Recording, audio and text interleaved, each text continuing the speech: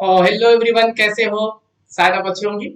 Guys, आज मैं आप लोग के सामने क्लास 10th के लिए मैथमेटिक्स लेकर आया हूँ, जो कि पर डे जो है मेरे यूट्यूब चैनल पे लाइव क्लास आपको देखने को मिलेगा। तो अगर इस चैनल पे पहली बार विजिट कर रहे हो या मेरा वीडियो देख रहे हो, तो इस चैनल को सबसे पहले क्या करना है, आपको सब्सक्राइब करना है और साथ में बेल आइकन को जरूर प्रेस कर देना है, क्योंकि आज से ही यानी कि मंडे से ही न्यू कोर्स जो है आप लोग का लॉन्च कर दिया गया है और इसी के अकॉर्डिंग आप लोगों को टोटल एनसीईआरटी मैथ जो है कंप्लीट करा दिया जाएगा, ताकि आप बोर्ड एग्जाम में जो है बेहतर से बेहतर बेहतर रिजल्ट ला सके। तो यहाँ आप स्क्रीन पे देख सकते हो कि लिखा हुआ है एनसीईआरटी क्लास 9th और 10th के बच्चों के लिए जो है यह स्पेशल वीडियो है और इन्हें पर डे जो है क्लास देखने को मिलेगा।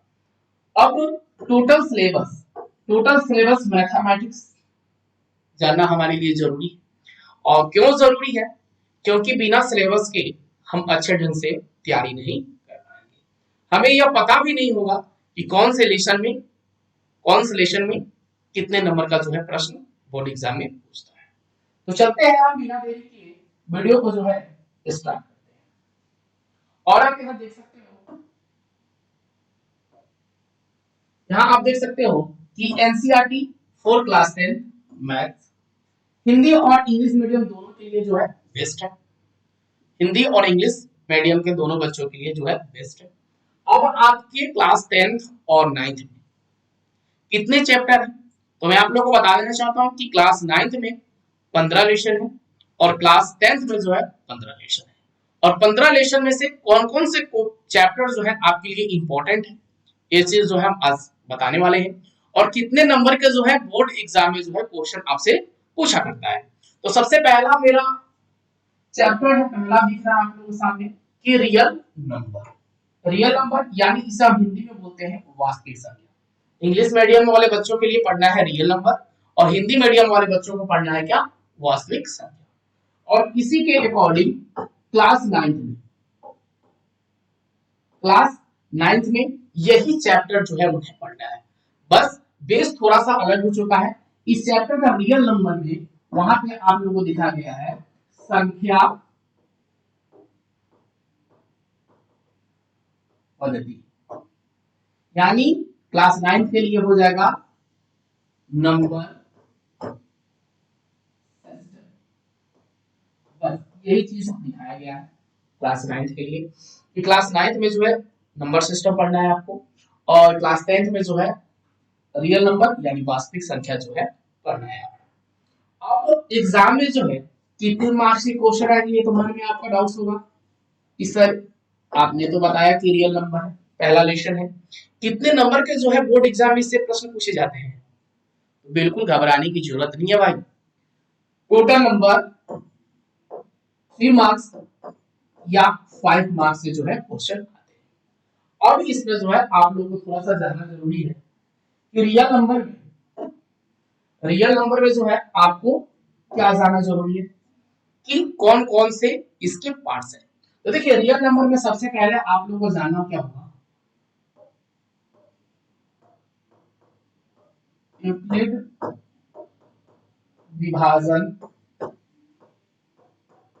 एल्गोरिथम। यूक्लिड विभाजन एल्गोरिथम हमें पढ़ना है। उसके साथ में पढ़ना है एचसीएफ बाई एलसीएम। इसमें हमें दो चीज ही पढ़ना है लेसन 1 में, यूक्लिड विभाजन एल्गोरिथम, एचसीएफ और एलसीएम पढ़ना है। बहुत आसान है चैप्टर और बहुत मजे वाला चैप्टर है। नेक्स्ट टाइम कल जो है आप लोगों को मैं इसके कुछ लेसन 1 एक्सरसाइज जो है आप लोगों में कराऊंगा और उसके साथ टोटल चैप्टर का जो है सॉल्यूशन मैं आप लोगों को कराने वाला हूं। तो अब कहीं जाने की आपको जरूरत नहीं है, अब इसी चैनल पे जो है ऑल सब्जेक्ट की तैयारी कराई जाएगी। सेकंड चैप्टर है आप लोगों का प्लोमियंस यानी कि बहुपद। बहुपद भी बहुत आसान चैप्टर है आप लोग के लिए।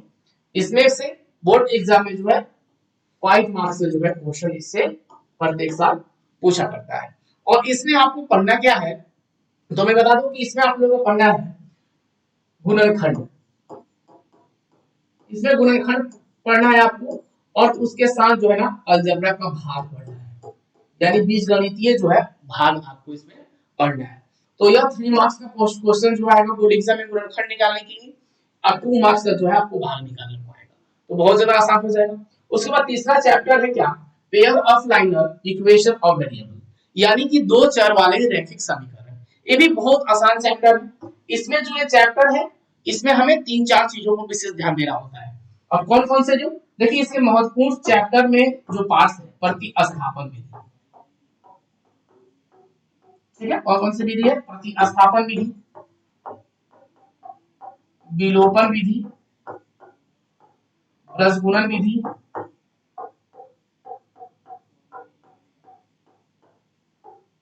और विलोपन विधि, प्रतिस्थापन विधि, रसगुणन विधि, और एक वो आप लोग मान लीजिए इसका विलोपन, रसगुणन विधि, प्रतिस्थापन विधि, और चौथा होगा ग्राफीय विधि, ठीक है। तो यह 4 टॉपिक जो है बहुत इंपॉर्टेंट है। ये 4 टॉपिक जो है हमें रीड करना है। कौन कौन से, तो प्रतिस्थापन विधि, विलोपन विधि, रसगुणन विधि और ग्राफीय विधि। इसमें से प्रत्येक साल जो है ग्राफीय विधि हो सकता है या आपका प्रतिस्थापन विधि, इस दोनों में से जो है प्रश्न जो है आपके बोर्ड एग्जाम में देखने को मिलेगा। इसलिए ये तीनों चैप्टर जो है आपके लिए इंपॉर्टेंट है, पहला, दूसरा और तीसरा, यानी कि पहला वास्तविक संख्या, दूसरा बहुपद और तीसरा दो चर वाले रैखिक समीकरण, यह तीनों चैप्टर इंपॉर्टेंट थोड़ा सा है। आगे हम चलते हैं, फिर चौथा चैप्टर हम देखेंगे यहाँ पे कि चौथा चैप्टर हम लोग का क्या है। तो यहाँ पे चौथा चैप्टर जो है आप लोग का है द्विघात समीकरण। द्विघात समीकरण भी जो है ना बच्चों बहुत ज्यादा इंपॉर्टेंट है, बहुत बहुत ज्यादा इंपॉर्टेंट है द्विघात समीकरण। इसमें तो मजा आ जाता है क्वेश्चन करने में। जब आपको मैं क्लास 10th में इस चैप्टर को पढ़ाऊंगा ना तो बहुत मजा आएगा करने में हमें। क्यों मजा आएगा, कि बहुत मजा आता है इस चैप्टर करने में। तो एक द्विघात समीकरण हो गया, इसमें भी गुणनखंड हमें ज्ञात करना है। और पांचवा चैप्टर हो गया अर्थमेटिक प्रोग्रेशन, यानी कि एपी। एपी इसको शॉर्ट फॉर्म में हम बोलते हैं ए और पी, एपी बोलते हैं इसको, ठीक है, जिसे हिंदी में हम बोलते हैं क्या, समांतर श्रेणी। समांतर श्रेणी में बहुत ज्यादा इंपॉर्टेंट है। उसके बाद चलते हैं हम चैप्टर 6, यानी कि ट्रायंगल्स, यानी कि त्रिभुज। त्रिभुज थोड़ा सा जटिल है, बट ये एग्जाम में जो है 5 मार्क्स एकदम बिल्कुल फिक्स रहता है कि यह एग्जाम में जो है 5 मार्क्स आपका आएगा ही आएगा। तो यह चैप्टर बहुत इंपॉर्टेंट है बच्चों। तो इस चैप्टर को बहुत अच्छे ढंग से हम लोग करेंगे। एक ही क्वेश्चन जो है आप लोग को सॉल्व कराया जाएगा, इसका उदाहरण, और एक्सरसाइज, यह इसमें बहुत इंपॉर्टेंट हो जाता है। तो उदाहरण भी इसके इंपॉर्टेंट है और इसके एक्सरसाइज भी बहुत ज्यादा इंपॉर्टेंट है। चलते हैं फिर हम आगे आगे देखेंगे स्लाइड में। चलिए 7वां चैप्टर हम यहाँ देखेंगे। हाँ, 7वां चैप्टर मेरा है कोऑर्डिनेट ज्योमेट्री, यानी कि इसे हम बोलते हैं निर्देशांक ज्यामिति। ये भी इंपॉर्टेंट चैप्टर है, ठीक है। उसके बाद इस साल जो है बोर्ड एग्जाम जो बिहार और यूपी के बच्चे, महाराष्ट्र, उत्तराखंड के कुछ बच्चे थे जिन्हें चैप्टर ये कट चुका था, बट इस बार चैप्टर कटने वाला नहीं है क्योंकि कोरोना काल इस बार नहीं है। तो निर्देशांक ज्यामिति भी आपके लिए इंपॉर्टेंट है। उसके बाद जो है सबसे इंपॉर्टेंट त्रिकोणमिति का परिचय, इंट्रोडक्शन टू ट्रिग्नोमेट्री, और 9 नंबर रेशर, यानी कि ट्रिग्नोमेट्री का अनुप्रयोग, some application for the trigonometry. यह दोनों चैप्टर, ये चैप्टर जो है आपके बोर्ड एग्जाम में 15 मार्क्स से आते हैं, और इसमें से जो है यह कितने नंबर के आते हैं भाई, 5 मार्क्स के आते हैं। तो 15 और 5 कितने हो गए, 20 मार्क्स। अगर हम अच्छे ढंग से चैप्टर 8 और चैप्टर जो है 9 अगर हम कर लेते हैं ना, तो समझिए कि बल्ले बल्ले हो गई। क्यों हो जाएगी भाई, तो 20 नंबर तो इसी से मिल गए, और इसके ऑब्जेक्टिव क्वेश्चन भी है ना जो आपको देखने को मिलेगा। तो समझिए ना 25 मार्क्स तो निकाल लिए, कितने नंबर और लाने हैं, 5 मार्क्स ना पास होने के लिए। तो और दो लेसन आप पढ़ेंगे तो और लेसन आपको मिल जाएगा। तो क्लास 10th के लिए 2 चैप्टर बहुत ज्यादा इंपॉर्टेंट है। चलिए हम 10वां लेसन 10 जो है आप लोगों के सामने रखेंगे हम।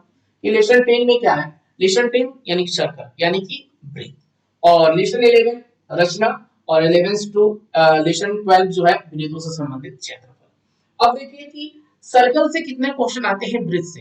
तो ब्रिज से 5 मार्क्स से जो है क्वेश्चन आपके एग्जाम में आते हैं।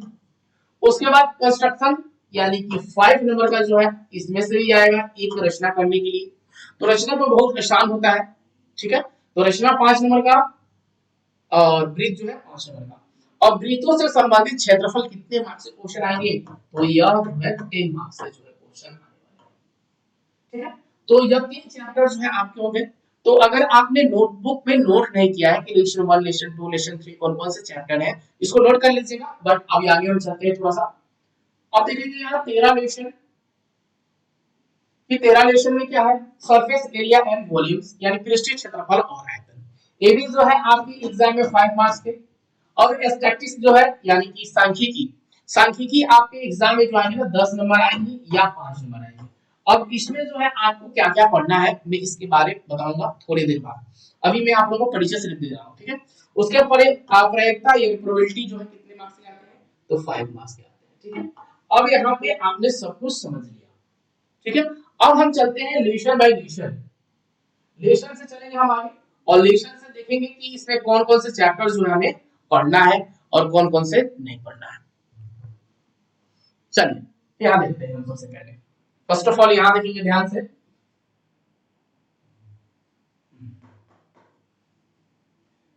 वास्तविक संख्या में जो है हमें क्या रीड करना है।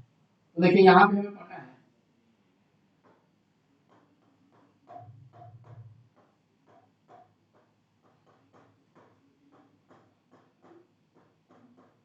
यूक्लिड विभाजन एल्गोरिथम, यूक्लिड विभाजन एल्गोरिथम इसमें हमें पढ़ना है। और इसमें पढ़ना क्या है, एचसीएफ बाई एलसीएम, ओके। इसमें एक चीज पढ़ना है हमें। प्रॉब्लम में बहुपद में हमें क्या क्या पढ़ना है, तो इसमें जो बहुपद बहुत आसान होता है, इसमें एक्स वाई जेड का जो है हमें वैल्यू ज्ञात करना है, ठीक है। रैखिक समीकरण में हमने आपको बताया कि 4 इसमें हमें इंपॉर्टेंट विधि पढ़नी है, प्रतिस्थापन विधि, विलोपन विधि, बृहस्पति विधि और ग्राफीय विधि। तो 4 ये इंपॉर्टेंट इसके हो गए। आगे नेक्स्ट पे हम देखते हैं फिर यहाँ से द्विघात समीकरण में हमें इंपॉर्टेंट गुणनखंड पढ़ना है, ज्यादा कुछ नहीं पढ़ना है। समांतर श्रेणी एपी हमें फाइंड आउट करनी है। त्रिभुज आप अच्छे ढंग से जाते हो कि त्रिभुज हमें फाइंड आउट करनी है। उसके बाद निर्देशांक ज्यामिति में जो है हमें छोटा बहुत सम करना होता है। ट्रिगोनोमेट्री का परिचय और ट्रिगोनोमेट्री ये सम है, दोनों बहुत इंपॉर्टेंट। उसके बाद सर्कल रचना और एरिया सॉरी वृत्तों संबंधित क्षेत्रफल। उसके बाद पृष्ठ क्षेत्रफल और आयतन, सांख्यिकी और प्रायिकता। यह जो है 15 चैप्टर जो है इस बार बोर्ड एग्जाम में रीड हमें करना है। और एक एक सम जो है आप लोगों को मैं देने वाला हूं। तो वीडियो आप लोगों को अच्छी लगी हो तो वीडियो को प्लीज लाइक कर दीजिएगा और ज्यादा से ज्यादा आप अपने दोस्तों में शेयर करिएगा। धन्यवाद।